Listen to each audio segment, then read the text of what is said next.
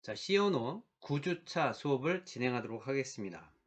9주차에서는 포인터의 기본 개념에 대해서 알아보도록 하겠습니다.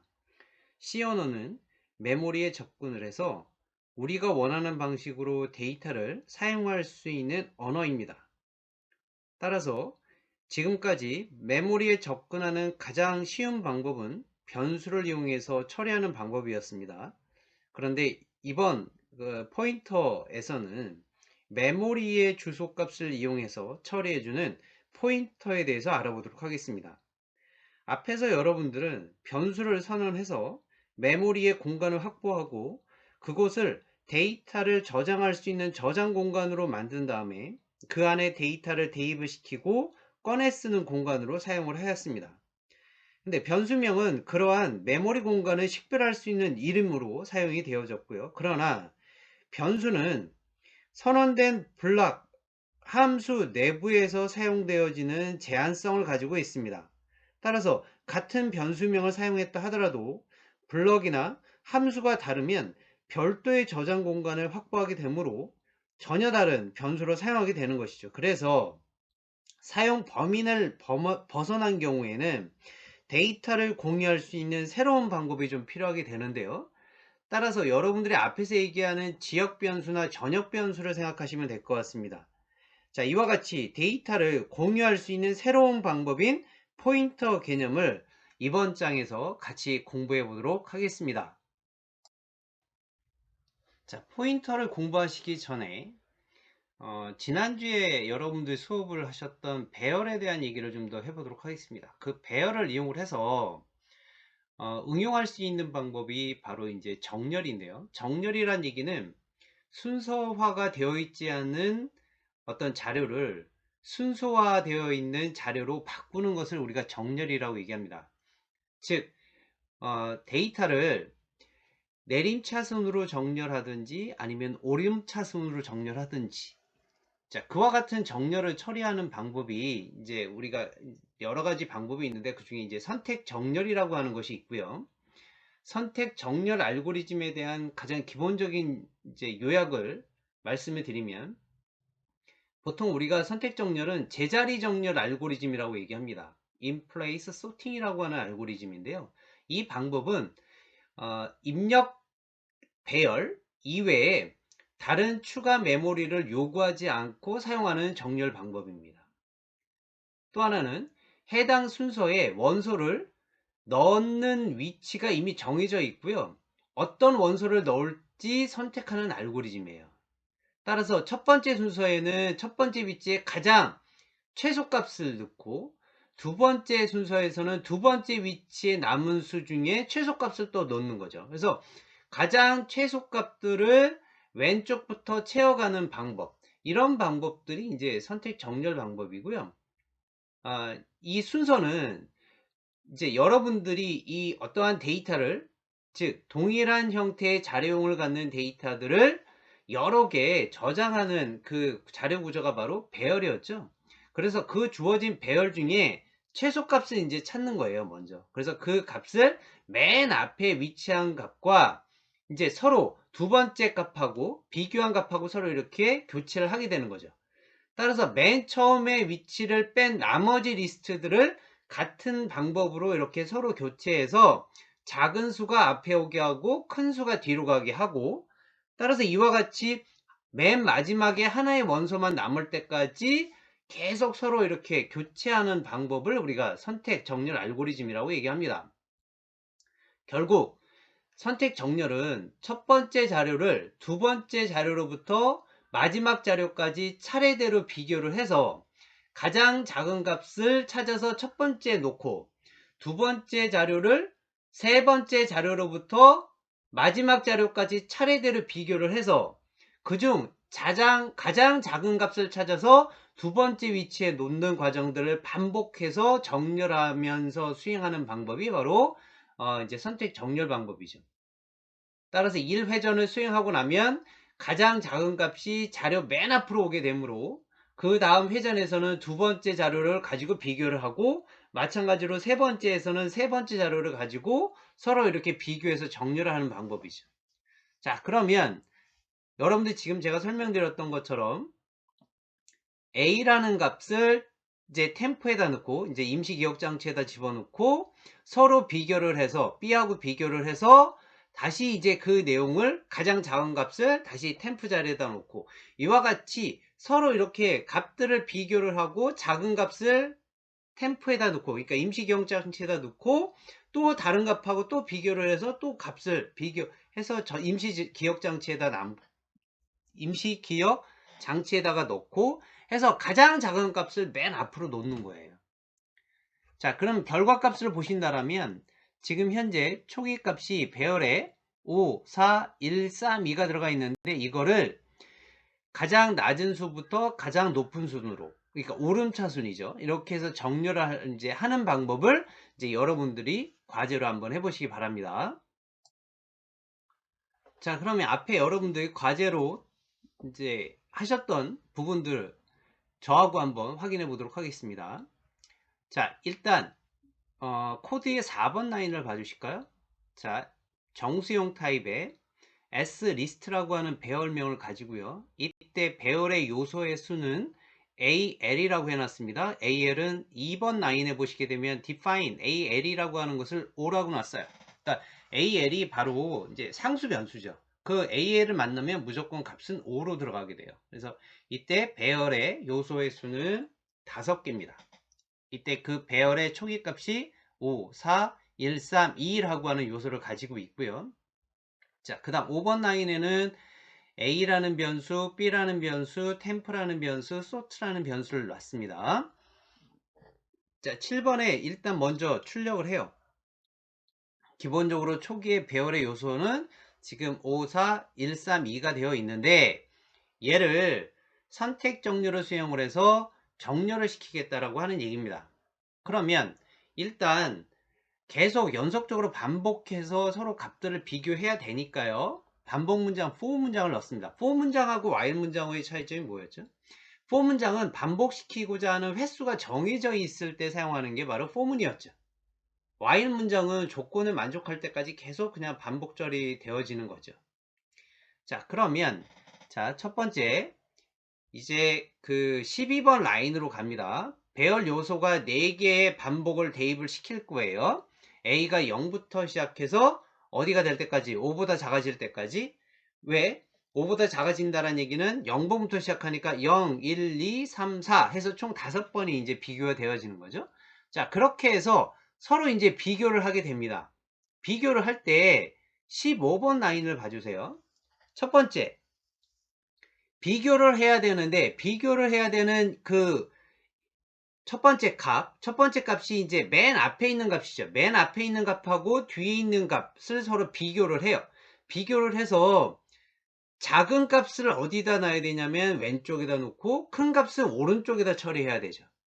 그러면 큰 값하고 오른쪽하고 서로 이렇게 그러니까 왼쪽하고 오른쪽하고 값을 비교하려면 그냥 막 집어넣는 게 아니라 서로 바꿔넣으려면 일단 어떻게 돼요? 자리를 바꿔야 되니까 임시기억장치에다가 바꾸고자 하는 내용을 집어넣고 그 값들을 서로 바꿔주면 되는 거죠.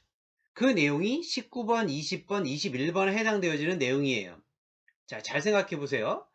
자, 지금 1, 그 다음에 4, 5라고 하는 숫자가 있다고 칩시다.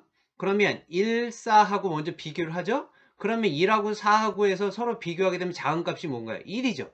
그러니까 그냥 왼쪽에다 놨어요. 자, 그 다음 4라고 하는 값하고 3이라는 값을 서로 바꿔놔야 되는데 그냥 1, 3, 4 이렇게 하는 게 아니고요. 4하고 3이라고 하는 값이 있으면 4라는 값을 빼어내고 그 다음에 3이라는 값을 집어넣어줘야 되잖아요. 그러려면 어떻게 되나요? 일단 먼저 3이라고 하는 값을 빼내고 그걸 임시기억장치에다 넣고요. 그 다음에 4라는 값을 빼서 다시 3에 있던 자리에다 넣고 그 빈자리에 있던 즉 4가 원래 있었던 자리에 3이라는 값을 넣어줘야 되는 거죠. 그러려면 중간에 어떻게 돼요? 임시기억장치가 필요하게 되는 거죠. 그게 바로 템프가 되겠습니다. 자, 이렇게 해서 연속적으로 배열의 요소의 수만큼 반복을 해서 서로 비교를 해서 그 값들을 계속적으로 왼쪽부터 오른쪽으로 채워 넣어 간다라면 여러분들이 이제 원하고자 하는 선택 정렬이 이루어지게 되겠죠. 이거는 여러분들이 첫 번째 선택 정렬이 뭔지 먼저 그 알고리즘 하고요. 그 개념들을 먼저 조사를 하시고, 두 번째, 그 조사한 걸 기반으로 해서 이제 코드를 작성을 하시는 거예요. 그 코드에 대한 내용들을 지금 이제 제가 했던 내용들과 서로 비교해 보시면 될 것 같습니다. 자, 이제 포인터에 대해서 좀 알아보도록 하겠습니다. 포인터는요, 데이터나 프로그램이 저장되어 있는 메모리의 주소를 지정하는 변수로 얘기합니다. 즉, 메모리라는 것은요, 우리가 데이터를 넣고 꺼내 쓰는 공간이고, 그 위치를 항상 우리는 이제 식별할 수 있어야 되죠. 따라서 만약에 이런 거죠. 우리가 어떤 데이터를 집어넣어 놨는데 그 데이터를 찾으려고 했을 때 그 찾고자 하는 곳에 어느 특정된 위치를 우리가 기억을 못 한다라면 그 내용을 찾아볼 수가 없다라는 거죠. 근데 이제 중요한 건 이겁니다. 우리가 이제 프로그램을 사용하는 메모리의 위치는 항상 뭐가 들어가 있냐면 주소값으로 식별할 수가 있어요. 따라서 메모리의 위치를 식별하는 주소값은 바이트 단위로 구분되고요. 이 주소값은 0부터 시작해서 바이트 단위로 일씩 증가해서 2바이트 이상의 크기를 갖는 변수는 여러 개의 주소값에 걸쳐서 이제 할당이 되어지게 되죠. 그러니까 예를 들자면 지금 그림에 나와 있는 것처럼요. 우리가 변수 인티저형의 정수형 타입의 변수 A를 선언했어요. 그러면 A를 선언하는가 동시에 우리가 배웠던 거 있죠? 예, 메모리 공간에 이 A라고 하는 변수가 저장되어지는 공간이 할당이 되어지고, 그 공간이 할당이 되어지게 되면 주소가 이제 지정이 되어지게 되는 거죠.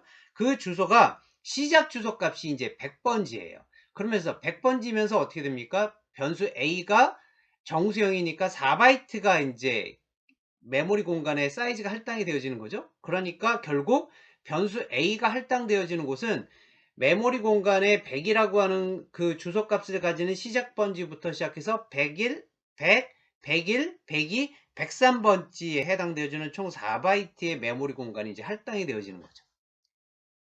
따라서 이렇게 함으로써 주소를 알게 되면 주소로서의 그 변수의 공간의 값을 여러분들이 이제 사용하실 수가 있는 거예요. 그래서 아까 여러분들한테 이제 말씀드렸던 이 메모리라고 하는 것이 이제 하드디스크라고 생각하시면 되고, 그 하드디스크 안에는 여러 개의 데이터가 들어가게 되고, 그 여러 개의 데이터가 들어가 있는 곳을 구분하기 위한 게 바로 뭐냐?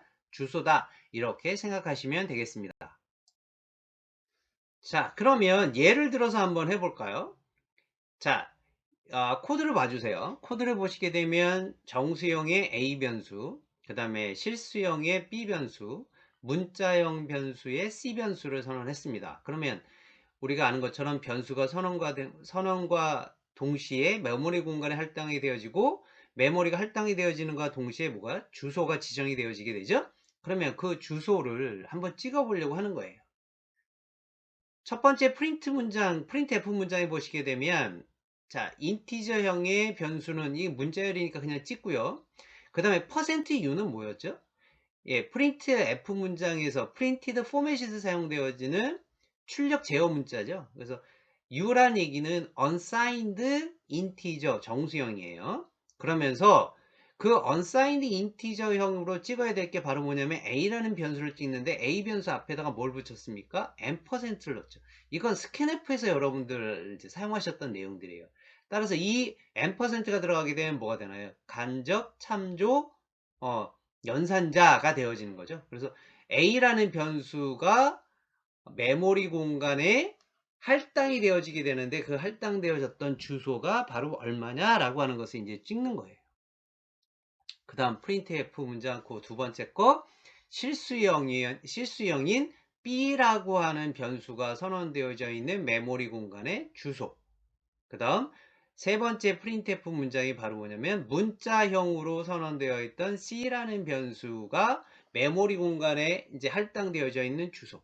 따라서 시작 주소를 알게 되면 그 위치로부터 변수의 메모리의 크기만큼 메모리 공간을 사용할 수 있어요. 즉 a라고 하는 변수는 인티저니까 %a가 이제 시작 주소 값이 이제 아마 여러분들 프린트 문장에 찍히게 될 겁니다. 그것으로부터 시작해서 몇 바이트? 4바이트.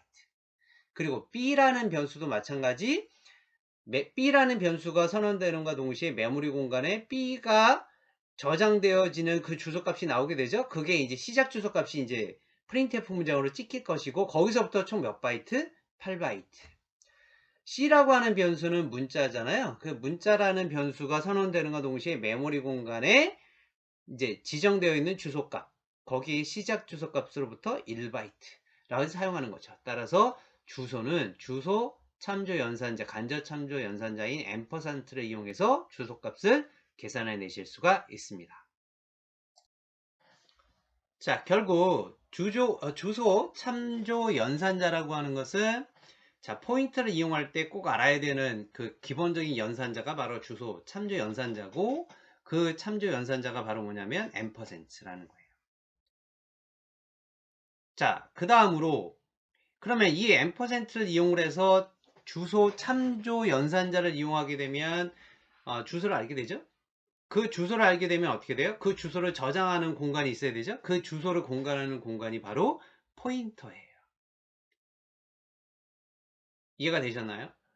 그러므로 우리가, 자, 여기 보세요. 기본적으로 인티저형의 iNum이라고 하는 변수를 선언하게 되면 그 변수가 선언과 동시에 메모리 공간이 할당이 되어지고, 메모리 공간이 할당되어지면서 그 메모리 공간에 할당되어진 그 공간의 주소값이 지정이 되어지는 거죠. 그럼 이제 여러분들 가운데 그림에 나와 있는 것처럼 어떻게 되어 있나요?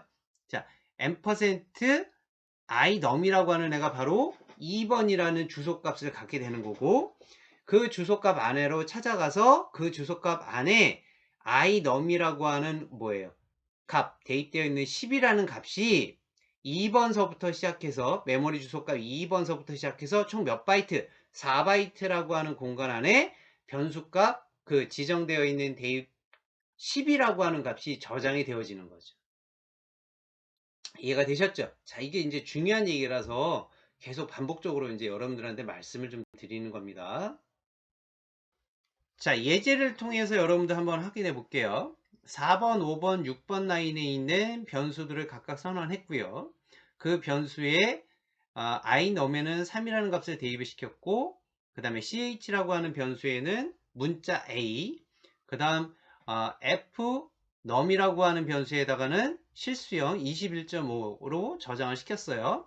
그러면 먼저 한번 찍어 볼게요. 9번, 10번, 11번 라인에 각각의 변수에 지정되어 있는 메모리 공간에 할당되어 있는 곳에 주소값을 찍어 봤습니다. 그래서 오른쪽에 보시니까 어떻게 되어 있나요? 인티저형의 변수 주소값, 그 다음에 캐릭터형의 변수 주소값, 플로트형의 변수 주소값. 이게 기본적인 메모리 공간의 주소값이에요. 이게 바로 뭐냐면 시작 주소값이라는 얘기죠. 즉 인티저형의 변수의 주소값이 629 이렇게 해서 나오죠. 거기가 시작 주소값이면서 거기서부터 몇 바이트? 4바이트. 4바이트를 이제 인티저형에 있는 iNum이라고 하는 변수가 할당되어진 곳이에요. 그러니까 시작 주소값이란 얘기예요. 여러분들 꼭 조심하시기 바랍니다.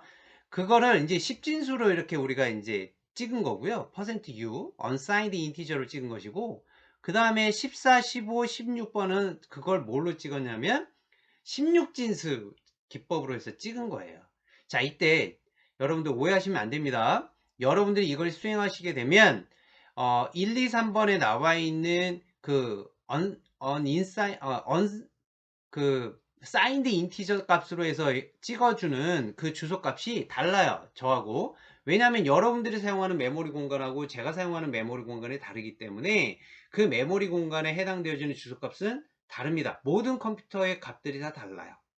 그러니까 이게 왜 결과값이 달리 나왔지? 이렇게 오해하지 마시기 바랍니다. 자, 따라서 제가 여러분들하고 처음에 이 C 언어를 공부를 할 때 변수라고 하는 개념에 대해서 몇 번이고 강조해서 말씀을 드렸어요. 그냥 보통 변수는 데이터를 저장하는 공간, 이렇게만 알고 있지 말고, 변수라고 하는 것은 변수가 선언되는과 동시에 메모리 공간에 할당이 되어지고, 할당된 곳에 주소가 지정이 되어진 다음에 그 주소 안에다가 변수가 대입하고자 하는 값이 저장되어지는 것이 바로 변수라는 개념이다 라고 꼭 알아라고 꼭 이해해 주시기를 제가 부탁을 드렸고요. 따라서 변수를 선언할 때는 메모리 공간에 어느 주소에 저장하라는 지시를 하지는 않지만 자동으로 저장이 되어지게 됩니다. 자동으로. 자, 그렇다면 이제 우리가 주소를 이제 저장을 해야 되는데요. 주소를 저장하면 그 주소를 바로 찾아가서 그 주소에 대입되어 있는, 저장되어 있는 데이터를 바로 우리가 접근해서 가져올 수가 있는 거죠. 그게 바로 뭐냐면 포인터예요.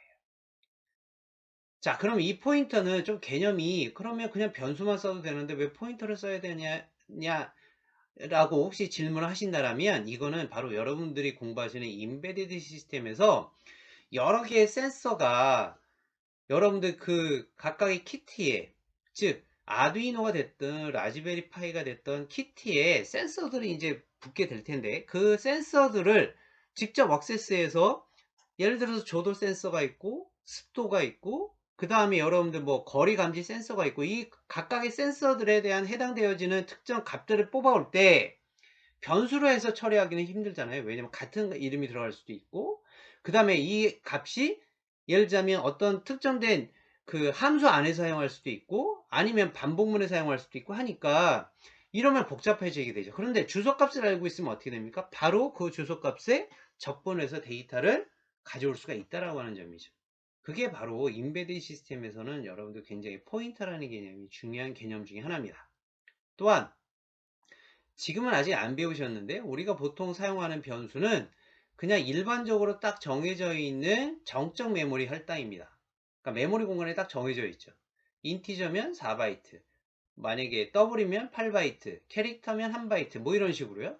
그런데 이 메모리 공간을 계산하다 보니까 지금은 4바이트만 인티저형으로만 쓰면 될 텐데, 나중에 여러분들이 연산을 통해서 결합값을 뽑아 봤더니 이게 나중에 실수형으로 값이 나올 수도 있을 것 같아요.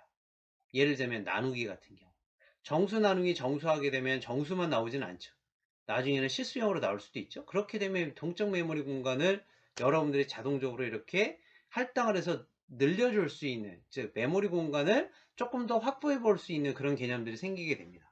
그럴 때는 동적 메모리를 사용하셔야 돼요. 이럴 때 사용하는 방법이 바로 포인터의 어떤 특징들을 이용해서 하시게 되면 굉장히 쉽게 접근이 가능한다라는 거죠. 따라서 이와 같은 포인터의 장점에 대해서 여러분들이 꼭 기억해 주시기 바랍니다. 자, 결국 포인터라는 것은 여러분들이 변수를 선언하고 나면 그 변수가 선언되는 것 동시에 메모리 공간에 할당이 되어지고, 그 할당된 공간에 주소값을 가지게 되죠. 그럼 그 주소값을 기억할 수 있는 저장 장소가 필요하게 돼요. 즉 변수죠, 그것도. 근데 그러한 주소를 기억할 수 있는 변수가 바로 뭐냐면 포인터라는 거죠. 즉 포인터는 주소를 저장하는 변수로 일반 변수와 마찬가지로 사용되어지고 선언 후에 사용이 가능하게 됩니다. 따라서 포인터는 변수의 주소를 저장하는 거고요. 변수로서는 컴퓨터 메모리에 직접 적어내서 메모리를 직접 제어할 수 있는 것이 바로 포인터라는 거죠. 포인터 선언하는 방법은 일반 변수를 선언하는 방법과 동일합니다. 그러면 이제 구분이 있어야 되잖아요. 일반 변수 선언하는 방법과 포인터 변수를 사용하는 방법이 있어야 되는데, 자, 가운데 박스를 좀 봐주십시오. 보면 인티저형, 자료형은 똑같습니다. 그리고 난 다음에 변수명이 일반적으로 사용하는 변수명을 선언하는 건데 앞에다가 이렇게 별표를 집어넣어요. 얘가 바로 뭐냐면 포인터 변수가 됩니다. 따라서 여기 앞에 별표를 집어넣는 것이 포인터예요. 자, 따라서 포인터는 정수형이 됐던 문자형이 됐던 실수형이 됐던 다 같은 자료형으로 선언이 가능하고요. 그리고 그 포인터를 선언할 때는 자료형의 용도를 명확하게 앞에서 제시를 해줘야 됩니다. 따라서 그러면 포인터를 선언할 때는 포인터가 가리키는 데이터 값과 일치하도록 자료형을 만들어 주셔야 돼요. 꼭 기억해 주시면 되겠습니다. 자, 예제를 이용해서 여러분들 포인터를 한번 확인해 보도록 하겠습니다. 자, 변수가 A 선언했어요. 정수형 타입이에요. 이게 일반적으로 사용되어지는 일반 변수 선언이죠. 자, 두 번째로 봤더니 인티저형인데요. 변수명 앞에 별표 붙었습니다. 걔가 바로 뭐냐면 포인터 변수예요. 그러면 PA라고 하는 이 포인터 변수는 뭘 대입을 할 수 있어요? 주소값을 대입할 수 있죠. 그러면 PA라고 하는 것에다가 뭐를 대입을 시켰느냐 하면 위에 나와 있는 A라는 변수의 주소값을 대입을 시킨 거예요. 그리고 그 주소값을 PA라고 하는 곳에다가 저장시키게 하는 다음에 그 밑에 한번 보실까요? 재밌죠? 포인터 변수 PA라고 하는 곳에다 10을 대입을 시켜라. 이게 뭔 소리냐? 아까 주소값이라고 얘기했는데 그러면 이 소리예요.